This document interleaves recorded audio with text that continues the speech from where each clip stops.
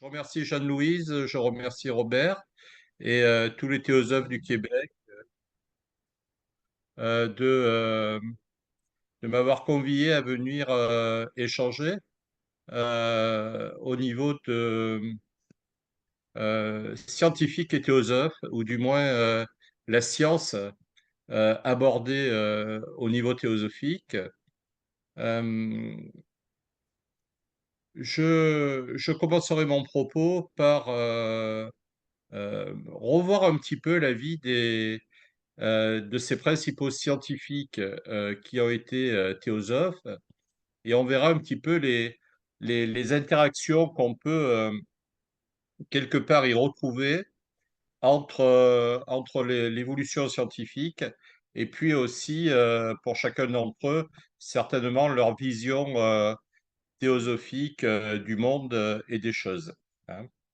Donc, je vous propose de cheminer avec moi sur le parcours de quelques personnages scientifiques, euh, et nous aborderons ensuite euh, quelque part le questionnement de la théosophie depuis Helena Blavatsky et la doctrine secrète sur la question de la science, hein, puisque déjà dans son premier ouvrage, Isis dévoilée, elle parlait à la fois de religion mais aussi de science, puisque l'ouvrage était en deux parties. Et puis bien sûr, tout au long de la doctrine secrète, on a des références aussi à la question de la science, hein. Et, euh, Helena Blavatsky essaye de donner un certain nombre d'orientations, un certain nombre de messages aussi. Je crois que c'est important parce que pour comprendre aussi l'attrait de ces théosophes au niveau de la science, il faut revenir, je pense, au contexte historique dans lequel va prendre naissance la société théosophique. Donc, pour ma part, je suis historien. Je ne suis pas scientifique au sens des sciences qu'on appelle dures, hein, classiques, hein, mathématiques, physique, etc., voire sciences naturelles. Et donc, on abordera ça plutôt sous la forme de l'histoire des événements scientifiques. Alors, il faut bien comprendre pourquoi les théosophes, au moment de leur création, abordent la problématique des sciences. C'est qu'en fait, on est tout à fait dans un contexte bien particulier qui, d'ailleurs, dans différents domaines, hein. C'est pour ça que j'ai un intérêt particulier à essayer de croiser le mouvement théosophique avec l'aspect social, l'aspect politique, l'aspect littéraire, l'aspect artistique, comme on l'avait vu ensemble il y a quelque temps, et là, cet aspect scientifique. En fait, il y a énormément de découvertes importantes qui ont lieu à la fin du 19e siècle, début 20e siècle. Et bien sûr, la société théosophique naissant dans ce contexte est obligée de s'en emparer, et également, cela lui pose question, et forcément, il y a interaction. Il y a toujours une interaction de l'extérieur sur le mouvement, comme le mouvement aussi, par ses écrits, va donner quelque part, va produire une interaction avec l'extérieur. Alors, ces théosophes ou ces scientifiques qui étaient ou qui sont devenus théosophes, on peut parler pour le premier de Gaston Maspero. Alors, Gaston Maspero, c'est un célèbre égyptologue, hein, qui est né en 1846 à Paris, qui va décéder en juin 1916, hein. Donc, c'est un égyptologue très connu. Il va succéder à un autre égyptologue français qui est Mariette. Alors, il faut savoir qu'il y a eu énormément d'écoles et d'égyptologues français qui se sont rendus en Égypte au niveau des fouilles, hein, également. Donc, Maspero va prendre la suite de Mariette, notamment à l'école pratique des hautes études, puisqu'il a été professeur dans l'école où j'ai eu la chance de suivre un cursus, et ensuite au Collège de France. Donc, ils sont quand même, le Collège de France, une institution prestigieuse, hein, au niveau de la France. Alors, il est d'origine italienne, Gaston Maspero, il faut le savoir. Et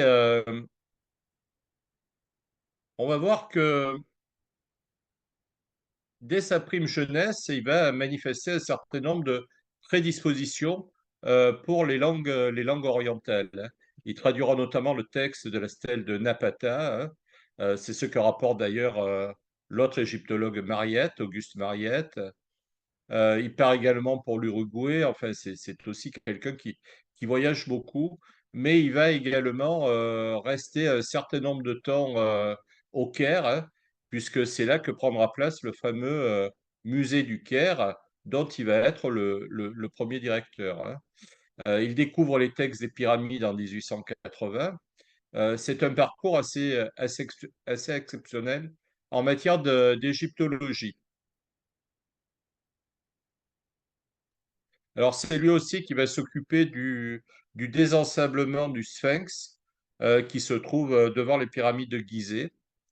Donc, il mène un certain nombre de fouilles relativement importantes, hein. Et ces découvertes d'objets vont être acheminées petit à petit vers le musée de Boulac, euh, pour ensuite être transférés dans, comme je vous le disais, ce fameux nouveau musée du Caire pour l'époque.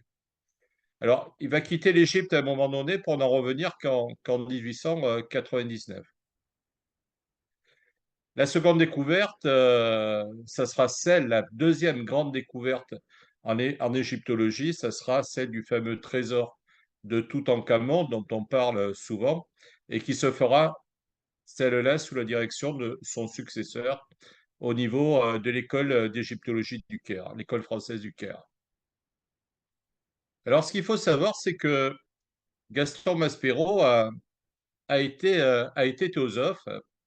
On a retrouvé des éléments historiques, hein, dans un certain nombre d'écrits de Maspero où, alors c'est un indice important, il est au Caire en train de mener ses fouilles. Et il réclame à la Société théosophique de France son lotus bleu qu'il a pas reçu. Donc, on peut imaginer le personnage, hein, qui est en pleine fouille en Égypte, etc., et qui se préoccupe justement de recevoir le lotus bleu, qui est l'organe de la Société théosophique de France. Donc, on voit par là qu'il y a un véritable attachement quelque part à la doctrine, aux enseignements théosophiques. Il faut savoir que en 1884, lorsque Helena Blavatsky arrive au Caire, elle y est accueillie par un vieil ami à elle, qui est l'ambassadeur de Russie, euh, Mitrovo, qui bien sûr va l'accueillir avec toute la déférence qu'il y est due au niveau de son rang, lui adresse des fleurs. Le premier ministre égyptien de l'époque, Nubar Pacha, l'invite à dîner, ainsi qu'avec les autres théosophes qui l'accompagnent. Et c'est finalement Helena Blavatsky qui les présente à Gaston Maspero, alors directeur du musée d'égyptologie de Boulak. Alors, pour ce dernier, il n'est bien sûr pas sans connaître toute la dimension ésotérique de l'égyptologie. Maspero va quelque part faire une visite guidée du musée à Helena Blavatsky. Et Maspero sera surpris par les connaissances pointues d'Helena Blavatsky, montrant par exemple à ce dernier, à Maspero, les indices du rang initiatique des pharaons, d'après les différentes inscriptions que l'on pouvait voir au niveau des monuments. Euh, alors on peut se poser la question, qu'est-ce qui a pu rapprocher un savant tel que Maspero de la société théosophique? Alors, j'avance une hypothèse qui est peut-être celle des croyances à la réincarnation qui sont proposées dans les deux enseignements, à la fois dans la théosophie et dans l'Égypte antique. Alors, bien que la réincarnation soit une doctrine communément admise en Orient, Elle fut bannie en Occident à partir du VIe siècle par l'Église chrétienne. La question qui se pose, c'est y a-t-il une vie après la mort? Que devient l'âme des défunts? Tout Égyptien, suivant les témoignages de l'époque, croit en une forme de réincarnation qui donne la possibilité à l'âme de s'incarner dans un nouveau corps ou de continuer son parcours céleste. Premier point. Les Égyptiens croyaient également que les âmes pouvaient vivre une seconde fois, mais également qu'elles pouvaient être envoyées à nouveau sur Terre pour réparer les erreurs commises dans leur précédente incarnation. Vous voyez, on se rapproche également de la notion d'évolution de la monade telle qu'on la connaît en théosophie, mais également quelque part dans la notion de karma, voilà, de balance du karma.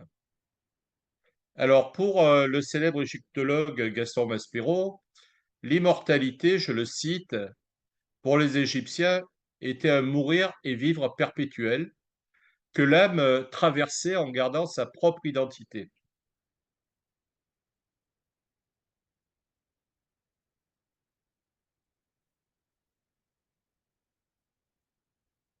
Elena Blavatsky nous révèle une des clés essentielles de la philosophie ésotérique.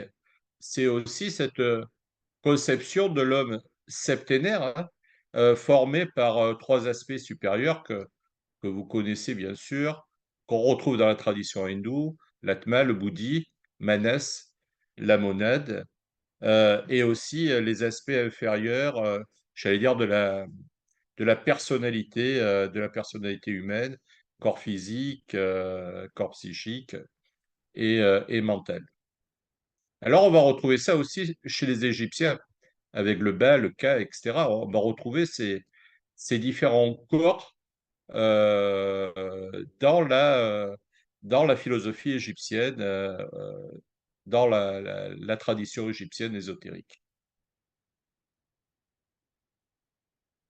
Voilà pour Maspero, dont on voit qu'il y a un attachement fort à la théosophie. Alors bien sûr, j'ai pu parcourir certaines biographies. On y retrouve souvent à peu près la même chose. Souvent, les biographes s'étonnent qu'un éminent scientifique, à un moment donné, ait pu s'intéresser aux enseignements théosophiques et pu avoir un parcours spirituel. Et souvent, on met ça sur le fait que Gaston Maspero, ayant perdu son épouse, quelque part, a cherché quelque part à se réfugier dans quelque part, une philosophie lui permettant de surmonter l'épreuve. Alors ça, on va le rencontrer souvent. À ce niveau-là, Maspero, vu la qualité scientifique du personnage, je pense que n'a pas besoin qu'on lui forge quelque part une conscience. Il est tout à fait capable d'aller puiser à la fois dans le spirituel, dans le scientifique, pour quelque part forger son propre parcours de vie. Voilà. Alors Maspero, pour la petite anecdote, il était français mais d'origine italienne. Et si vous prenez son nom, je ne sais pas s'il y a des italianisants dans la salle, euh, Maspero, c'est ce qu'il a fait graver sur sa pierre tombale en deux mots, ma, un espace, spero, qui veut dire en italien, mais j'espère. Vous voyez. Donc c'est la petite anecdote de Maspero avant de nous quitter. Voilà pour Gaston Maspero et puis effectivement ces scientifiques égyptologues. Le voilà à nouveau un peu plus âgé. Le voilà sur le côté, une caricature de son fils qui a croqué le personnage du père, hein. On le voit avec toutes sortes d'objets ou d'amulettes égyptiennes. Voilà sa fameuse signature. Je vous propose maintenant de passer à notre scientifique relativement connu, hein, notamment en France, hein,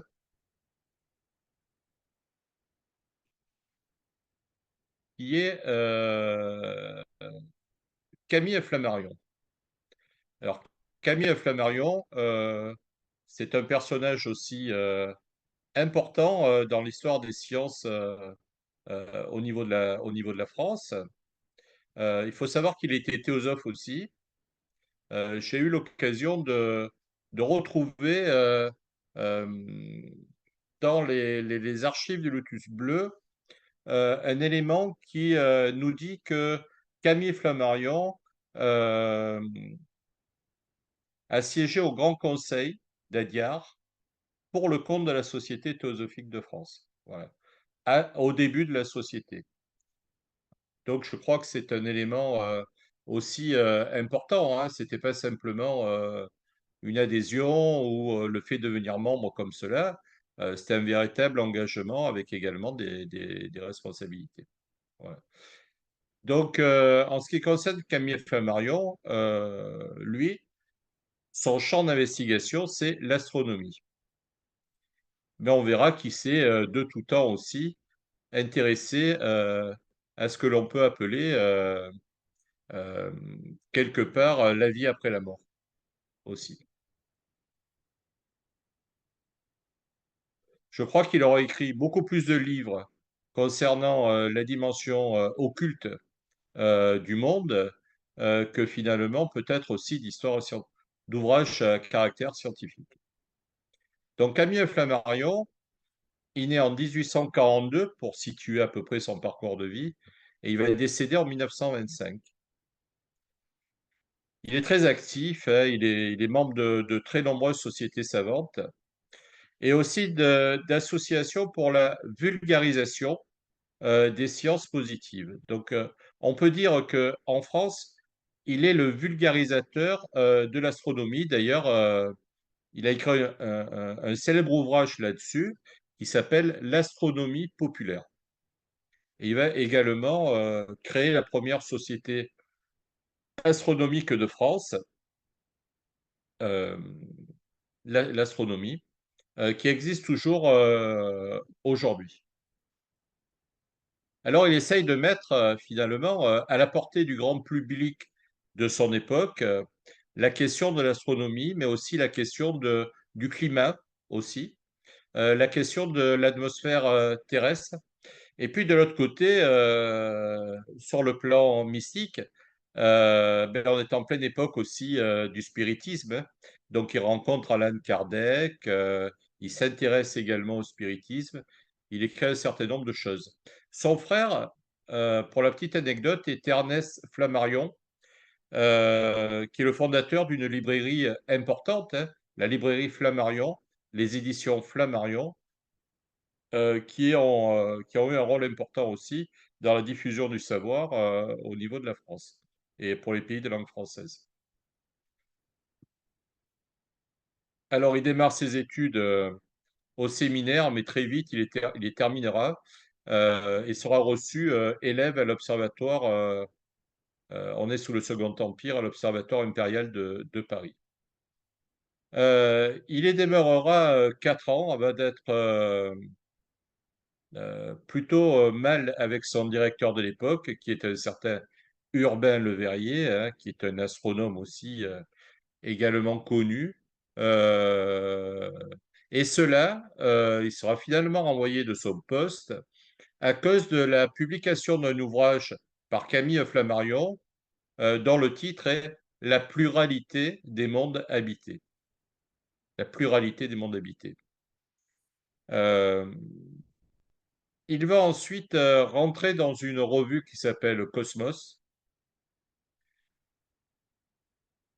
Et à partir de là, dans cette revue, il s'en servira un petit peu pour faire quelque part campagne contre Urbain Le Verrier. Ensuite, il va quand même rentrer en 1865 en tant que rédacteur scientifique au niveau du journal Le Siècle, qui à cette époque est un journal relativement important. Alors, il s'intéresse à beaucoup de choses. Il observe en 1876 le changement des saisons sur les rayons sombres de Mars. Il effectue même durant 4 ans, entre 76 et 1880, plusieurs vols en aérostat pour étudier les problématiques, les phénomènes atmosphériques, l'électricité atmosphérique. Et puis, in fine, il va fonder en 1883 un observatoire à Juvigny-sur-Orge, qui est l'observatoire Flammarion. Alors, il s'intéresse toujours à cette question de la vie après la mort, mais aussi de la pluralité des mondes habités. Il va publier en 1892 un ouvrage intitulé La planète Mars et ses conditions d'habitabilité. Pour ses différents travaux, il va recevoir la plus haute distinction française, la Légion d'honneur, hein, notamment pour ses travaux de vulgarisation de la science astronomique. Alors, il y a une œuvre aussi qui est importante, comme je l'ai dit, elle est à la fois scientifique, mais il y a aussi une œuvre occultiste chez Camille Flammarion, hein. Il va rentrer rapidement en ayant lu le livre des esprits d'Allan Kardec, rapidement en contact avec lui. Il fait par là même la connaissance de Victor Hugo, dont on connaît aussi sa passion pour le spiritisme. Et à partir de là, Flammarion va écrire pas loin, pas moins d'une cinquantaine d'ouvrages. Je vous donne les titres de quelques-uns de ces ouvrages qui ont trait à l'occultisme. Les habitants de l'autre monde, la pluralité des mondes habités que j'ai déjà cités, les mondes imaginaires et les mondes réels en 1864, les mondes célestes, Dieu dans la nature, récit de l'infini, etc., etc. Il cartographie également la Lune et il y a des essais de cartographie de la Lune et de la planète Mars. Voilà pour Camille Flammarion qui va nous laisser peut-être, comme je le disais, peut-être plus d'ouvrages sur l'ésotérisme, du moins la mystique et l'occultisme, que finalement sur les sciences, dont il était effectivement un des grands scientifiques de son époque.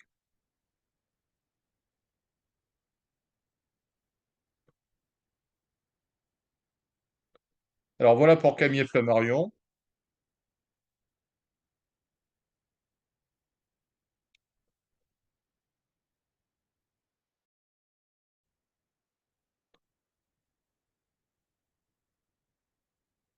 notre astronome. Je vous propose de passer à un autre scientifique qui a été théosophe, qui est Thomas Edison. Alors Thomas Edison est quand même considéré comme le plus grand découvreur du siècle, hein. La liste est fort longue. On en donnera quelques aspects de ses découvertes. Donc c'est un Américain, il est né dans l'Ohio en 1847, hein.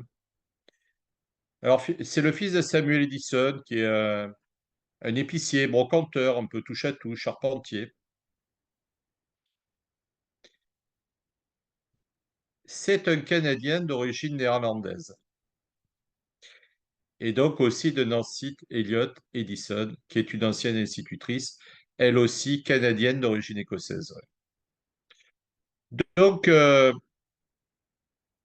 Edison va monter son premier laboratoire de chimie à l'âge de 10 ans, vrai petit laboratoire de chimie.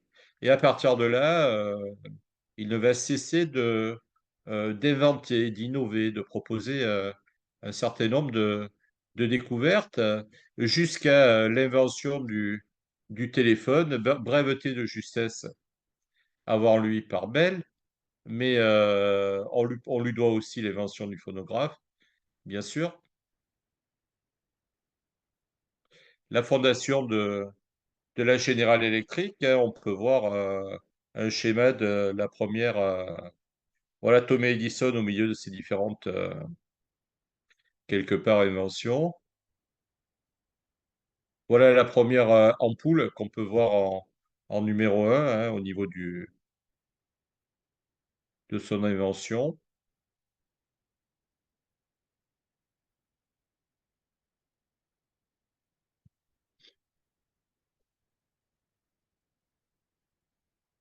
Thomas Edison décédera en 1930, âgé de 82 ans.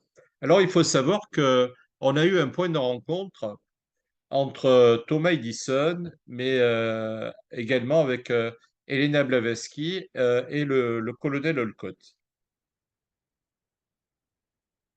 C'est le 5 avril 1978 que Thomas Edison prend sa carte, hein, devient euh, adhérent de la Société théosophique. Alors, le colonel Olcott avait eu l'occasion de le rencontrer peu avant euh, qu'il ne devienne membre, en sa qualité à l'époque de secrétaire honoraire d'un comité de citoyens américains. Donc, c'était le colonel Olcott qui en était à la tête, dont le but de ce comité était de pousser le gouvernement américain à participer à l'exposition universelle de Paris la même année. C'est en ce sens que le colonel Olcott prend rendez-vous avec Edison euh, pour justement le convaincre avec ses inventions de présenter ses inventions au stand américain de l'exposition universelle de Paris. Alors, mais très vite, les propos vont, j'allais dire, dériver sur la question et la nature des forces occultes. Et le colonel Olcott va voir que Edison s'y est intéressé effectivement et avait déjà quelque part tenté des expériences en la matière. Le colonel Olcott avait eu des conversations déjà avec de nombreux inventeurs afin de comprendre le processus d'une lueur d'invention, c'est-à-dire à un moment donné, comment se produit, comment on trouve, comment on découvre. Euh, Edison lui avoua avoir ce genre d'intuition, donc on a bien la notion d'intuition qui précède le mental rationnel, et lui dit que cela pouvait lui prendre n'importe où. Quand ça lui prenait, il rentrait alors dans son laboratoire et travaillait jusqu'à ce qu'il soit sûr du résultat. Cette approche d'Edison est très importante pour la théosophie, puisqu'elle donne quelque part une primauté euh, au, euh, à l'intuition sur le mental rationnel. Alors, une petite anecdote également avec Thomas Edison. Thomas Edison avait gravé la voix d'Helena Blavatsky sur des disques. Voilà. Et le passage que j'ai dansé de cette rencontre avec Helena Blavatsky, le colonel Olcott et Thomas Edison se situe quelque temps avant le départ pour Adyar, enfin du moins pour les Indes, dans un premier temps. Et le colonel Olcott et Helena Blavatsky sont partis, j'allais dire, avec les disques gravés sous le bras.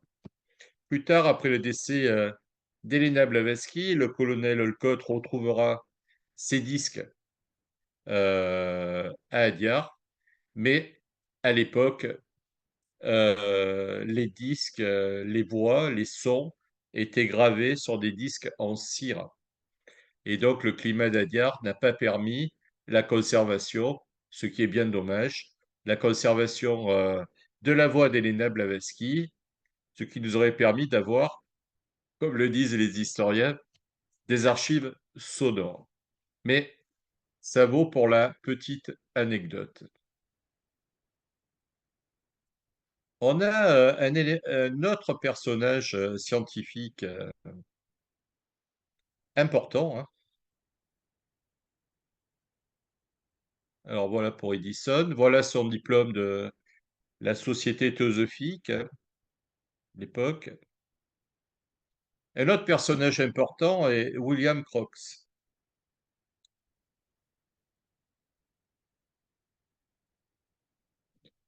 Alors Crookes est un chimiste et un physicien britannique.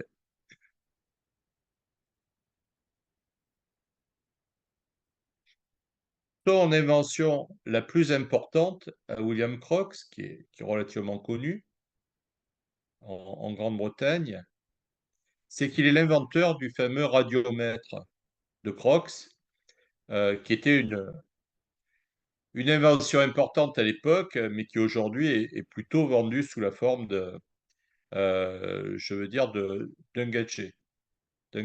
Mais ce qu'il faut savoir, c'est que toute sa vie, comme les autres scientifiques dont j'ai pu vous parler, sa vie s'est partagée à la fois entre la recherche scientifique proprement dite, la recherche dure, classique, mais aussi par des interrogations sur la vie après la mort, sur la dimension humaine, la question spirituelle, les dimensions occultes dans l'homme et de l'homme dans la nature, hein. Donc, il va être très impliqué dès le départ dans la société de recherche psychique. Il mènera des expériences, hein, au niveau du spiritisme avec une jeune médium, Florence Cook, et finalement, ça lui portera plutôt tort dans son parcours scientifique, hein, les scientifiques ne comprenant pas justement qu'il puisse s'intéresser à ce genre de choses tout en menant des études scientifiques et des recherches scientifiques proprement dites. Lorsque le colonel Code publiera un de ses premiers ouvrages, Personne de l'autre monde, gens de l'autre monde, People of the Other World, beaucoup de réactions ne manqueront pas d'avoir lieu, hein. Et peu seront les scientifiques qui prendront la défense du colonel Olcott. Mais en fait, parmi eux, on peut citer William Crookes, on peut citer également le professeur Wagner de l'université de Saint-Pétersbourg, on peut citer Alfred Russel Wallace en Angleterre, dont je parlerai un petit peu tout à l'heure, et également Camille Flammarion, l'astronome français, Stanton Moses de l'Institut de Londres, qui fera partie des tout premiers théosophes quand la Société théosophique sera créée en 1875. William Crookes recevra tout de même, il sera lauréat de la Royal Medal en 1875, de la médaille Davy en 1888, de la médaille Copley en 1904. Et ce qu'il faut dire aussi, c'est il devint par la suite très rapidement membre également de la Société théosophique.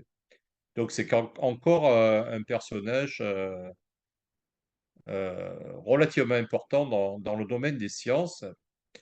Et chacun a un peu le même profil, hein. Ils ont les deux voies, hein. Ils ont la voie scientifique et la démarche, interrogation, réflexion mystique, spirituelle, voire occultiste.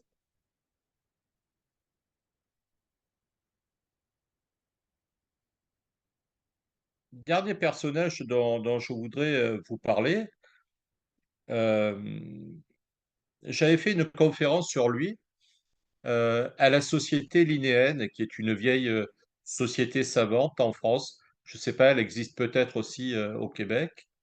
Euh, elle, en fait, elle regroupe des naturalistes, hein, des personnes qui s'intéressent à la nature au sens large. Donc, l'intitulé de la conférence, c'était Biographie d'Alfred Russel Wallace, biographie d'un savant inconnu. Et Wallace, en fait, est un grand personnage. C'est un peu l'honnête homme de cette période de la fin du 19e siècle. Souvent, on parle des honnêtes hommes du 18e siècle. Je crois qu'il y en avait quand même quelques-uns en cette fin du 19e siècle. Alors voilà, c'est un naturaliste, c'est un géographe, c'est un explorateur, un anthropologue et un biologiste. Et on peut le dire, il est officiellement aujourd'hui reconnu comme le co-découvreur de la théorie de l'évolution par la sélection naturelle avec Charles Darwin. Voilà. Euh, il y a peu de temps, il y avait l'anniversaire euh, de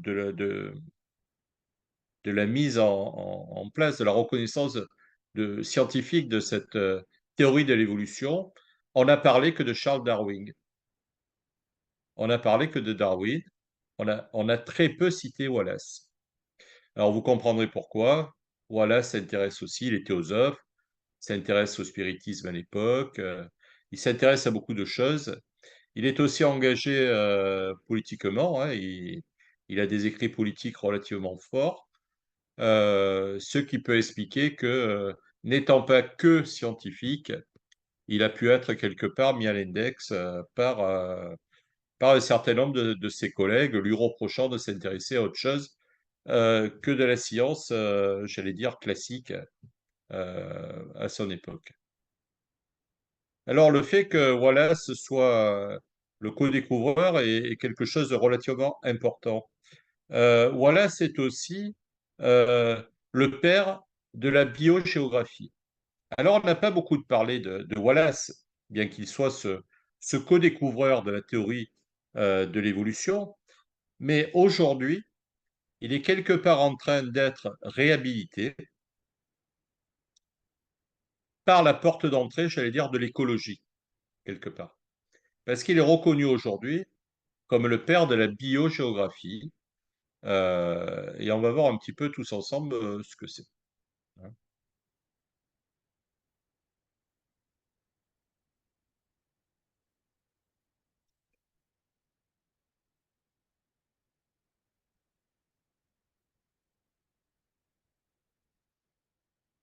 Alors voilà notre ami Alfred Russel Wallace.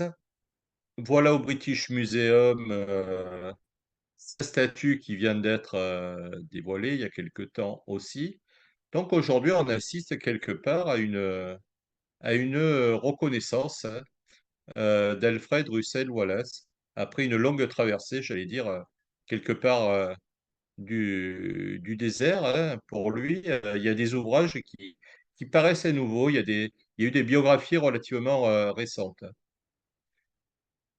Alors, la biogéographie, c'est quelque part un nouveau courant scientifique, hein, qui s'occupe de faire la distribution géographique des êtres vivants au niveau de la planète. Alors, on va le voir. Là, dans un premier temps, vous verrez, je disais que Wallace est un grand explorateur, c'est tout à fait le cas. Vous voyez un petit peu avec les petites traces rouges, les pérégrinations de Wallace, hein. Alors, il est surtout connu par le travail qui a été fait en Indonésie, hein, notamment ce qu'on appelait l'archipel malais à l'époque, où il va travailler sur de nombreuses espèces animales.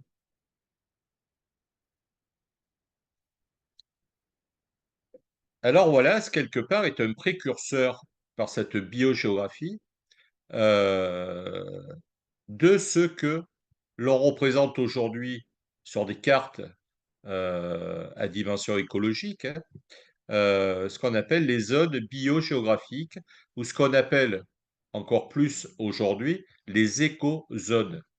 Écozones, c'est aujourd'hui la terminologie actuelle, et on peut dire que Wallace fut quelque part un des pionniers de cette nouvelle approche. Alors voilà différentes cartes, bon, de Wallace, différents ouvrages, hein, aussi d'études. Voilà la carte qu'il publie en 1876, hein, justement, sur cette géographie de répartition quelque part des espèces animales par territoire, hein, aussi.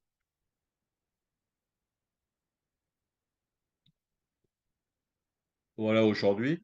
Euh, ces nouvelles cartes, hein, remaniées à l'aune de la science d'aujourd'hui, en 2013, on peut dire qu'il est le précurseur finalement de cette approche. Alors, il y a aussi le fameux effet Wallace, hein, alors, quelque part, il arrive quelque part aux mêmes conclusions sur l'évolution des espèces, hein, au niveau de Darwin, mais ils ont quand même deux approches différentes, hein. Pour Darwin, c'est vraiment la compétition des espèces qui fait que certaines ne peuvent plus s'adapter et disparaissent. Pour Wallace, Wallace, déjà, on le voit par la biogéographie, Wallace va faire rentrer la question du climat, la question des zones géographiques, etc. Et pas simplement la compétition de survie, quoi. Entre espèces, c'est-à-dire la lutte entre espèces. Là, il y a vraiment une question de survie par rapport au climat, par rapport au territoire. Voilà, c'est plutôt là-dessus. Donc, il arrive à la question de l'évolution. Comme le disait Darwin, à l'époque où ils vont émettre cette théorie de l'évolution, Darwin a besoin de Wallace. Parce que la plupart de la communauté, pour pas dire le trois quarts de la communauté scientifique, est opposée à cette théorie d'évolution. Donc Darwin sait que Wallace a commencé à produire, a commencé à écrire des choses là-dessus, mais finalement, c'est Darwin qui va publier le premier sa théorie. Wallace et Darwin se rencontreront par la suite à Londres. Ils deviendront amis et quelque part, Darwin reconnaîtra que Wallace est le co-découvreur comme lui de la théorie de l'évolution. Les dernières années de Wallace seront difficiles, hein, sur le plan financier, et Darwin s'efforcera de faire voter par la Royal Society quelque part une rente pour Wallace au niveau de toute sa production scientifique au niveau du pays. Alors voilà des petits schémas qui montrent un peu cette idée de compétition au niveau des espèces, hein. Je passe un peu là-dessus. Alors, une autre théorie de Wallace, que Wallace a observé, notamment quand il était en Indonésie, c'est l'idée de la couleur d'avertissement. C'est ces animaux qui changent de couleur pour exprimer quelque chose. En quelque part, c'est un comportement de défense, hein. Alors, il a observé ça euh, au niveau de certaines espèces également animales. Alors, spiritualiste, il faut entendre spirit, hein. Euh, voilà sa carte d'adhésion, hein, à l'association Spirit anglaise. Et voilà notre ami Wallace. Alors Wallace va bénéficier, va être influencé par un certain nombre de personnages aussi, notamment Robert Owen, qui est un laïc, un socialiste, agnostique, Thomas Malthus sur la question de la population, hein. Je pense qu'il s'appuiera en partie, ou du moins il sera influencé par les théories de Malthus, qui lui permettront de réfléchir, ou du moins de l'intégrer également dans sa théorie de l'évolution. Alors pourquoi Wallace est influencé par un penseur socialiste comme Owen? C'est que Wallace va aussi avoir des positions politiques relativement fortes, hein, positions socialistes à l'époque. Il est pour le partage des terres, déjà. Il est pour mettre en place un grand plan, justement, de partage des terres. Il est aussi pour la nationalisation d'un certain nombre de certain nombre d'industries et de redonner peut-être un certain nombre de terres également nationalisées sous la forme de location à un certain nombre d'individus qui n'en ont pas. Donc c'est quelqu'un aussi d'engagé, quand je dis c'est l'honnête homme de l'époque, il est engagé à la fois là-dessus, sur la question foncière, la question politique à Londres. C'est un scientifique, comme on l'a vu, un véritable scientifique, qui va sur le terrain, hein, qui est un explorateur, qui émet des idées nouvelles. Et voilà, c'est aussi un féministe. Dans ses écrits, il se positionne clairement pour la défense de la femme dans la société anglaise de l'époque. Voilà. Alors voilà les nouvelles biographies qui sortent actuellement. Je, je vous en parle parce que on redécouvre Wallace aujourd'hui, et mon regret a été que, eh ben, on en parle, on en a quasiment pas parlé quand il y a eu l'anniversaire de la théorie de l'évolution. En fait, on a parlé que de Darwin, voilà. Et c'est bien dommage parce qu'aujourd'hui, Darwin est reconnu. Darwin a reconnu Wallace comme co-découvreur. Certains scientifiques de l'époque ont voulu faire rentrer Wallace à l'abbaye de Westminster, mais lui préférait que sa dépouille soit dans un petit cimetière anglais. Par contre, en allant visiter l'abbaye de Westminster, vous pourrez voir qu'à côté du médaillon de Darwin, il y a le médaillon de Wallace également, et que cette société linéenne, qui est la grande société naturaliste, vieille société savante, a accroché à côté du portrait de Darwin le portrait également d'Alfred Russel Wallace. Voilà pour le personnage. Et puis, bien sûr, on a aussi quelqu'un qui n'était pas théosophe, mais qui, quelque part, s'est intéressé à la théosophie. C'est quelque part Albert Einstein, hein. Puisqu'on connaît la petite anecdote, il y a un certain nombre d'années, euh, quelqu'un se rendit à Adyar, disant qu'elle souhaitait visiter le domaine parce que son oncle avait sur sa table de nuit et sur son bureau constamment un volume de la doctrine secrète. Alors la personne qui s'occupait de la réception des visites à l'époque lui a demandé quel était le nom de votre oncle. Elle lui dit Albert Einstein. Donc on sait il y a eu un intérêt d'Einstein quelque part pour la doctrine secrète d'Helena Blavatsky. Alors on sait que Albert Einstein n'a pas été théosophe, mais on sait qu'Albert Einstein a croisé la route d'un ami théosophe qui était l'astronome et le physicien Gustav Schronberg, 1882-1962, qui était membre de la loge de San Diego, en Californie.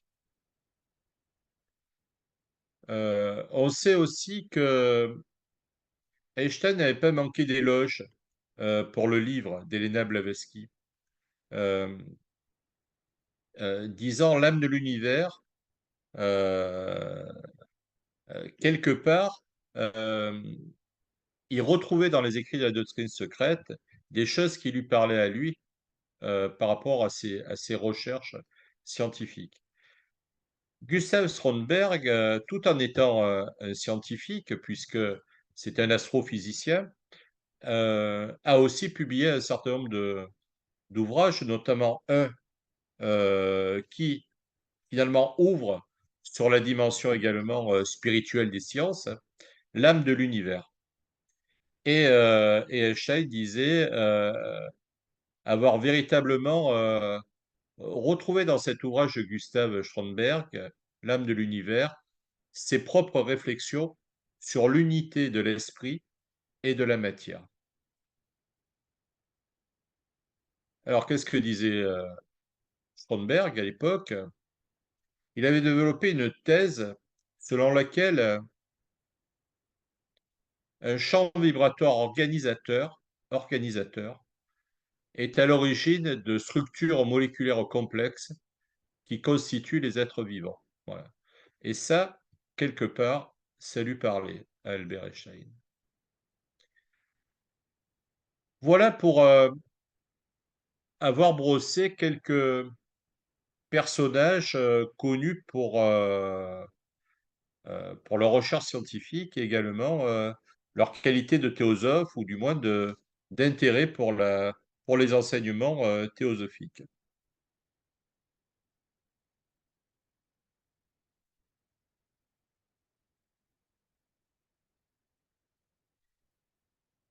Il y a aussi dans la théosophie euh, une chose aussi importante à souligner,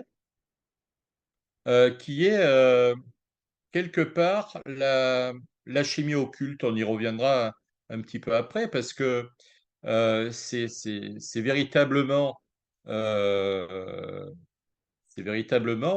une recherche qui est à la croisée des chemins, du moins par la méthodologie qui est utilisée, entre la dimension spirituelle, mais aussi le fait de découvrir des connaissances scientifiques. Donc ça, c'est un élément important. La chimie occulte que tout le monde connaît, ouvrage majeur, hein, voilà, est relativement intéressant parce que on va voir ensemble, euh, elle est restée au sommeil pendant un certain nombre d'années, mais elle a connu par la suite un développement important à la personne, d'autres personnes qui ont poussé un petit peu plus loin les investigations. Alors les sciences, la théosophie ne s'en est jamais éloignée, hein. Je disais en commençant mon propos que dans Isis dévoilée, on a la partie 1 et la partie 2, hein. La partie 1 étant réservée à la théologie, la partie 2 à la science.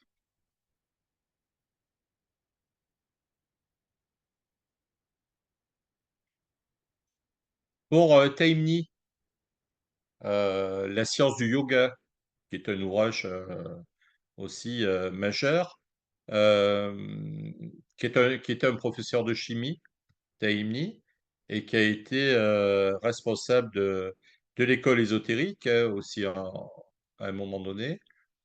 Il nous dit que finalement, cette vérité que l'on cherche à connaître dans l'expérience spirituelle la plus élevée, que généralement on appelle le divin, finalement est celle que le philosophe cherche de son côté à atteindre avec ce qu'on peut appeler viveka, ou peut-être aussi par cette recherche intuitive, comme on l'a vu dans un premier temps, pour le savant, pour le scientifique, euh, en poussant son expérimentation. Ainsi, pour Taïmni, le philosophe, le mystique et l'homme de science recherchent tous une même vérité, même s'ils y donnent des noms différents et même s'ils emploient des méthodes complémentaires différentes pour l'atteindre. Alors, c'est intéressant d'avoir cette approche de Taïmni, qui était un grand théosophe, qui nous a quittés en 1978, et aussi un homme de science émérite, hein. Euh, alors, on va voir aussi que la chose est, je crois, par rapport à mes lectures, plus facile euh, au niveau de scientifiques orientaux, peut-être que de scientifiques occidentaux. Ils ont beaucoup plus cette approche. Voilà, par exemple, en ce qui concerne la chimie occulte, qui est les recherches qui avaient été faites par Annie Besant et Leadbeater. Voilà, par exemple, un ouvrage, hein, je pense que vous le voyez, qui est celui du professeur Arnicard. Quand on regarde le parcours, c'est un théosophe également, hein, de ce professeur, qui effectivement hein, confirme les découvertes d'Annie Besant et de Leadbeater au niveau de la chimie occulte. c'est quand même un professeur émérite en chimie de l'université de Pune, et qui a travaillé à Paris, au Collège de France, dans le laboratoire Joliot-Curie. Donc voilà, et aussi qui a été consultant auprès de l'UNESCO. Effectivement, il confirme les travaux menés quelque part par Besan et Leadbetter. Alors, c'est des travaux que, bon, sur lesquels je me suis un petit peu, j'ai essayé de, sur lesquels j'ai essayé de réfléchir un petit peu parce que, euh, en fait, les expériences ont été menées quelque part en se servant des Yoga Sutras de Patanjali, hein, et ce qu'on appelle les siddhis, qui est finalement une technique qui permet de voir l'infiniment petit, c'est du moins ce qui est dit dans les Yoga Sutras de Patanjali, qui permet de voir l'infiniment petit comme l'infiniment grand. Et nos deux théosophes, Annie Besant et Leadbetter, disent avoir été formés justement à cette forme de yoga. Alors c'est quand même quelque chose d'intéressant, on le verra. Tous leurs travaux ont été de compléter quelque part le fameux tableau d'éléments chimiques de Mendeleïev et à découvrir des éléments simplement par la méditation, hein, par essayer de voir l'infiniment petit, hein, par l'introspection, des éléments manquants à l'époque dans ce tableau de Mendeleïev. Et effectivement, on s'aperçoit que il trouve exactement nombre d'atomes pour les éléments nouveaux, le poids moléculaire, etc. Et on verra que scientifiquement, quelque temps après, la découverte se fait véritablement sur le plan scientifique. Mais à chaque fois, la découverte de nos clairvoyants sera inscrite, notamment dans la revue de Théosophiste, et montre bien que la découverte s'est faite avant, suivant la méthode yogique.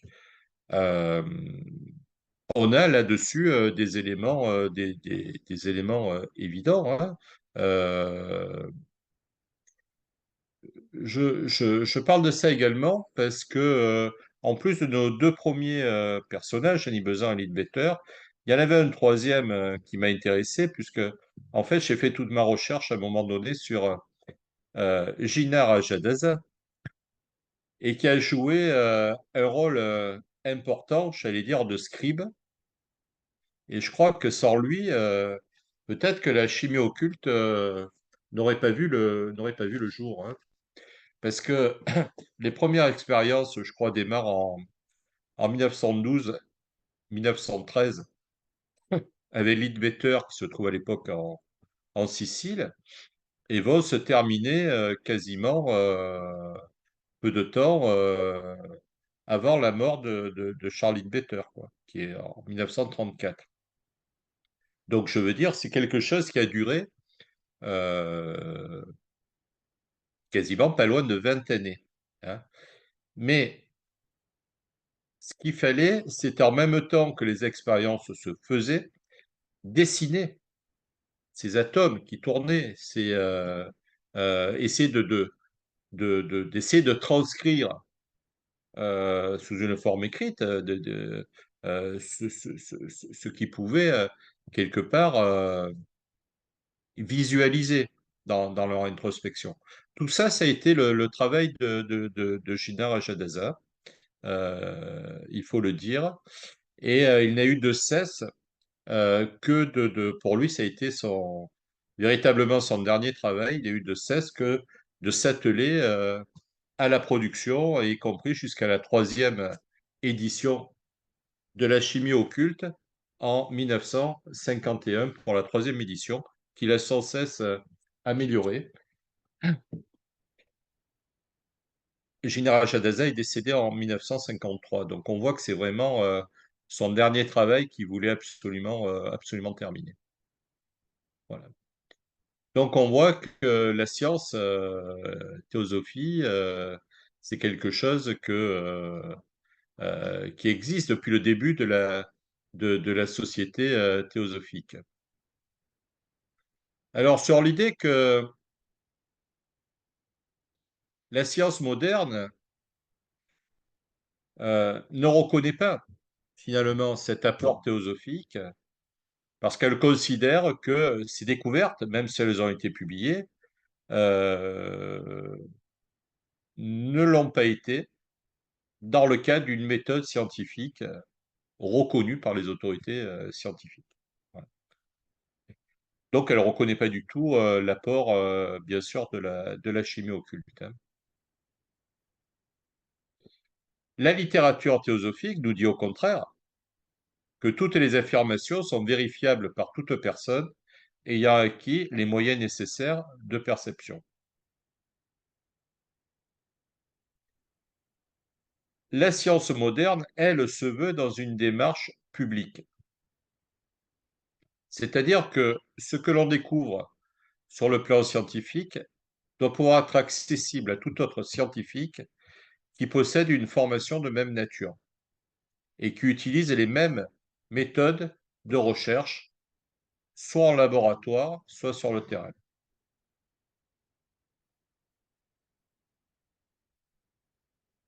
Néanmoins, certains scientifiques, et je vous parlerai d'un scientifique que j'ai relevé au niveau de mes lectures, un certain Charles Tart, T-A-R-T, né en 1937 à Morrisville, en Pennsylvanie, est psychologue, parapsychologue américain, et il est reconnu pour ses recherches sur la conscience et sur les états modifiés de la conscience, hein.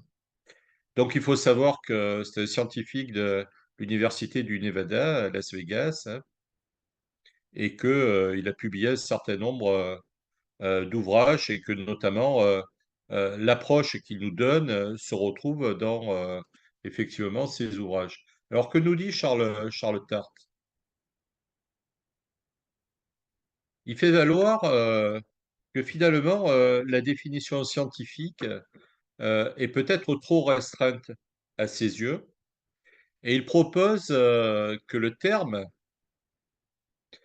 méthodologie, hein, méthodologie scientifique, s'applique à une vérification similaire dans certains états modifiés de conscience, comme dans ce qu'on appelle le rêve lucide, le vipassana, la méditation, la clairvoyance ou encore le yoga. C'est-à-dire, il voudrait élargir le terme scientifique justement à tous ces vecteurs, hein, comme la méditation, la clairvoyance ou le yoga. Charles Tart émet l'hypothèse suivante. Il dit que si deux yogis ou deux clairvoyants perçoivent la même situation, cela revient pour lui à une vérification intersubjective. C'est-à-dire s'ils voient ensemble la même chose en utilisant la même méthode, quelque part, pour lui, ça peut avoir une valeur scientifique.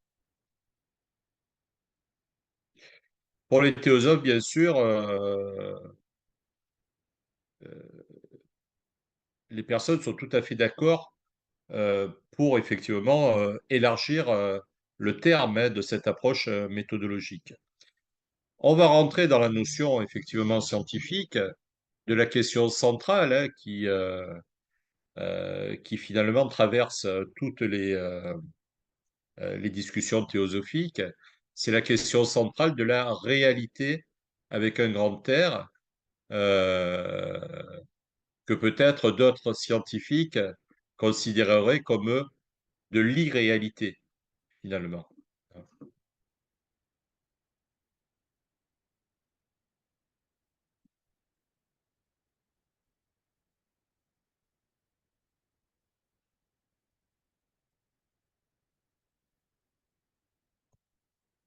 Cette question de chimie occulte est relativement importante.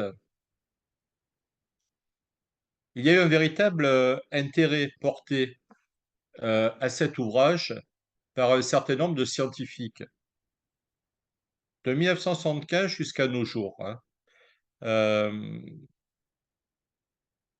un certain docteur, Stephen Phillips, donc, dont vous avez certainement croisé le nom dans la littérature théosophique, va tomber à un moment donné sur un diagramme exécuté par Shinara Jadasa qui va marquer le début, quelque part, des nouvelles recherches de ce scientifique. Selon le docteur Phillips, qui possède une connaissance de la théosophie, mais aussi c'est un véritable scientifique au niveau du champ théorique de la physique,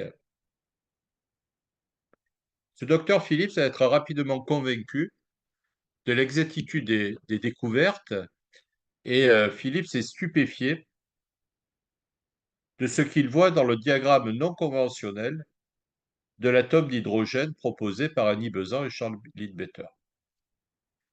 Pour lui, quelque part, nos deux théosophes, quelque part, ont découvert avant l'heure ce qu'on peut appeler les quarks et les subquarks. Lui va commencer à publier des ouvrages en ce sens, euh, perception extrasensorielle des quarks, hein, notamment en 1980. Phillips va mener également un certain nombre de conférences hein, sur ses recherches, hein, notamment à la Société théosophique, mais également au Centre d'Arma du Canada aussi.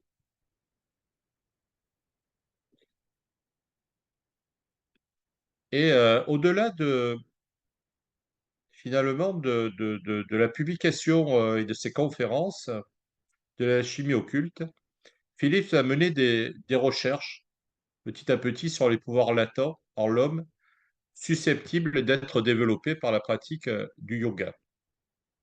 Et en collaboration avec un moine bouddhiste, ermite aux environs de Toronto, il va mener des études sur les nuages de matière de particules et sur la structure de l'électron.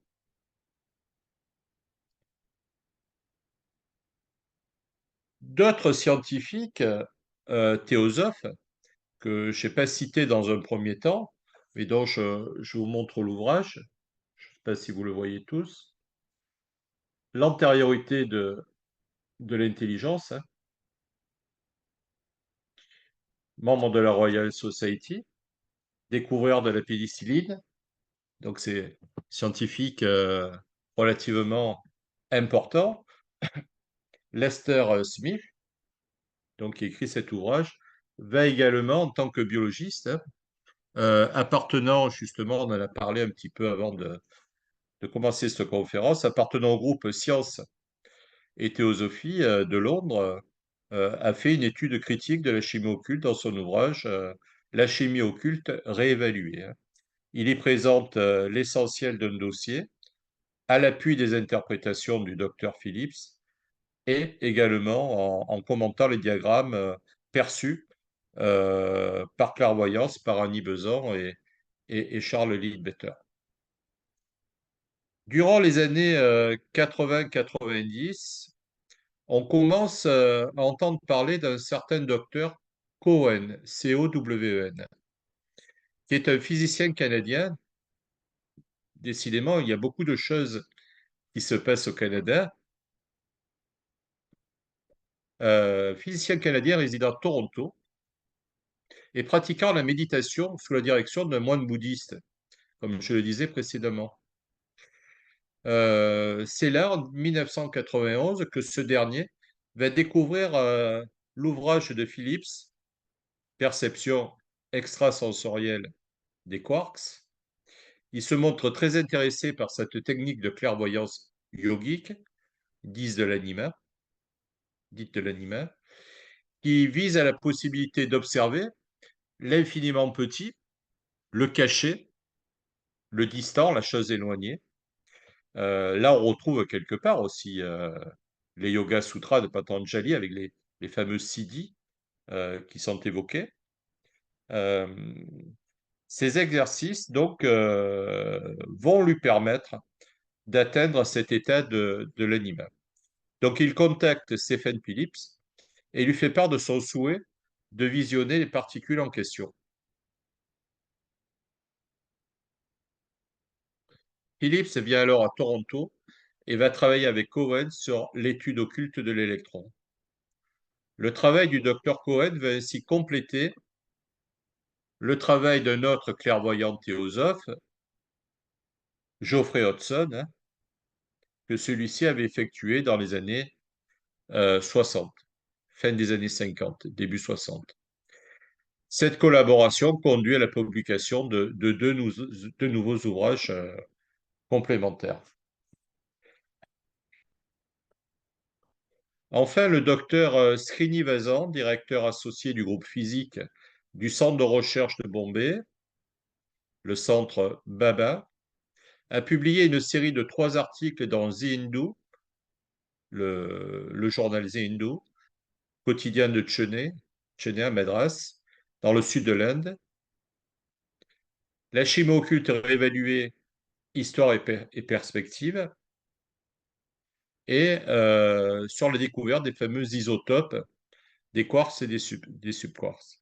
Le docteur Srinivasan conclut ses articles en indiquant que leur but premier est d'attirer l'attention du public et de la communauté scientifique sur l'existence de ce matériel fascinant, donc de ces découvertes fascinantes par nos deux théosophes, par la méthode yogique. Enfin, et je conclurai par là,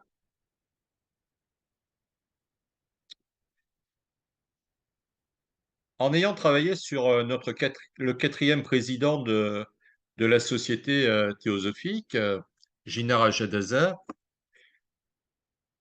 un des éléments particuliers que Gina Rajadasa mettait en avant et qui le caractéristique véritablement, c'est dans son message personnel l'accent qu'il met sur la beauté de la nature. Je crois qu'aucun autre écrivain théosophe avant lui n'a développé ce concept avec peut-être autant de force. Pour lui, il existe au sein de la nature une loi mystérieuse qui quelque part va la construire mécaniquement. Cette loi n'appartient pas pour lui au domaine de la chimie et de la physique, mais se trouve peut-être dans une autre sphère. Il appelle ça la loi du rayonnement.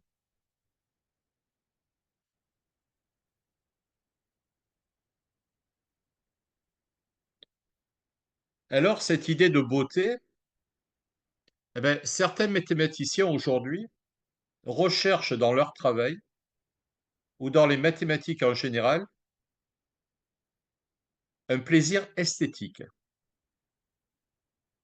Ils expriment ce plaisir en décrivant la beauté des mathématiques. Ils considèrent les mathématiques comme un art ou encore une activité créatrice. Des comparaisons sont aussi souvent établies par ces scientifiques avec la musique ou encore avec la poésie. Bertrand Russell a proposé son sens de la beauté mathématique en ces termes. Je le cite. Les mathématiques considérées à leur juste mesure possèdent non seulement la vérité, mais la beauté suprême, l'esprit vrai du plaisir, l'exaltation, l'expression d'être plus qu'un homme, doit être trouvée dans les mathématiques aussi sûrement que dans la poésie. Le philosophe français Alain Badiou affirme que l'ontologie est la mathématique. Badiou croit également à l'existence de liens profonds entre les mathématiques, la poésie et la philosophie. Pour Christine Chauviré, la philosophie est écrite dans ce vaste livre qui constamment se tient ouvert devant nos yeux, l'univers. Et on ne peut le comprendre si d'abord on n'apprend pas à connaître la langue et les caractères dans lesquels il est inscrit. Or, il est écrit en langue mathématique et ses caractères sont les triangles, les cercles et autres figures géométriques sans lesquelles il est humainement impossible d'en comprendre un seul mot, sans lesquels on erre vraiment dans un labyrinthe obscur. Alors traditionnellement, les mathématiciens s'intéressent au rapport de leur discipline avec l'art, soit pour la beauté des mathématiques, soit aussi pour une mathématique de la beauté. Déjà, le célèbre mathématicien britannique Hardy écrivait en 1940 les formes du mathématicien, comme celles du peintre ou du poète, doivent être belles. Les idées, comme les couleurs et les mots, doivent s'ajuster harmonieusement. La beauté est le critère premier. Il n'y a pas de place durable dans le monde pour des mathématiques laides. Fin de citation. Et comme ça, nous trouvons effectivement dans l'histoire des mathématiques un certain nombre de textes qui veulent que les mathématiques finalement fassent ce lien entre toutes les sciences, les philosophies et l'art. Voilà ce que nous dit un autre scientifique. C'est ainsi que la beauté se déploie en mathématiques, comme dans les autres sciences, comme dans les arts, comme dans la vie et comme dans la nature, parfois comparable à celle de la musique pure, de la grande peinture ou de la poésie. Les émotions qu'elle éveille sont le plus souvent d'une nature différente qui ne peut guère se comprendre lorsqu'on n'a pas ressenti en soi-même l'illumination.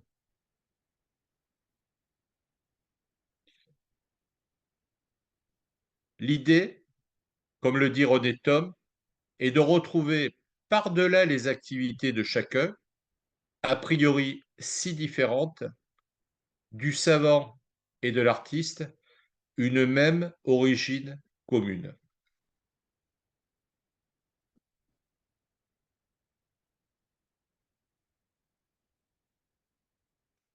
Et je terminerai par cette citation de Shinara Jadasa, quatrième président de la Société théosophique, qui explique que la théosophie n'est pas un simple système philosophique, mais également une science à part entière. Je le cite. Je pense que maintenant, vous serez en mesure de comprendre ce que j'entends par conception nouvelle de la théosophie. La théosophie n'est pas une philosophie émanée d'un cerveau quelconque. Elle est l'énoncé des lois découvertes par l'intelligence humaine en étudiant les manifestations de l'intelligence divine.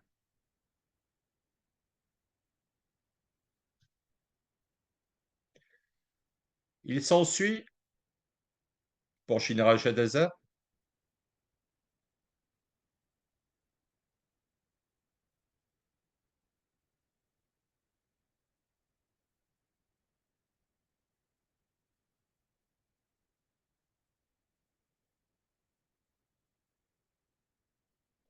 il s'ensuit qu'en théosophie, nous traitons de la réalité tout autant que l'étudiant en chimie, lorsqu'il se conforte aux données de son manuel pour vérifier leur exactitude par le travail en laboratoire.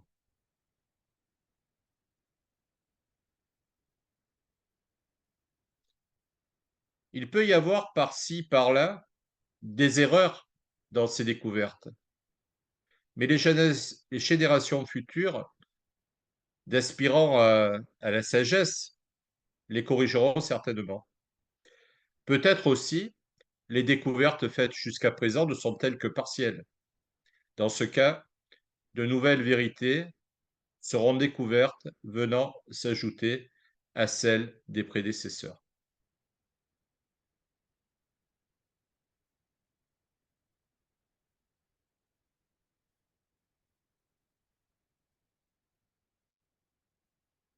Gina Rachadaza, finalement, par rapport à son travail sur la chimie occulte, par son travail de, comme je le disais, de secrétaire qui a suivi ces expériences menées par Annie Besant, Elite Better, il n'était pas lui non plus un scientifique, a été tenu de s'intéresser au monde de la recherche, au monde scientifique, justement pour construire, euh, j'allais dire, cet ouvrage. Il a eu véritablement ce rôle-là.